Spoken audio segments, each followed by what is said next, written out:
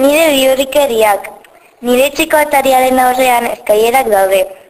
Nire aitak atea irikita utzi zuen eta ni ezkutatzetan egoen. Aita niri bilatzera joan zen eta ni atea zabalik ikusi nuenean korripasiarekin korrikazi nintzen eta bum, egane egin nuen lurrera iritsi baino lehen. Atze golpe hartu nuen, bi egun ospitalean egon nintzen. Beste egun batean amonaren etxean egoela nire panpinarekin jolazten, nire familia jaten zegoen eta ni beste gela batean bakarrik.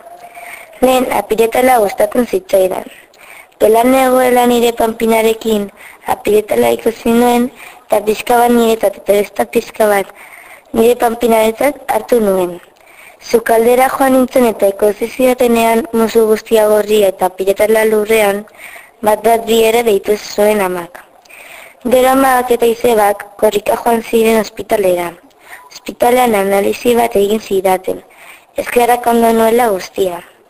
Handik urte gutxira, eskolan egoela patinetarekin txerestatik jaitsi nahi nuen, baina ez nuen nahi patinete gabe jaitsi. Orduan patinetarekin txerestatik jaitsi nintzen, erori egin nintzen eta berriro ospitalean bukatu nuen. Horrela bukatu dira nire 3 abenturak.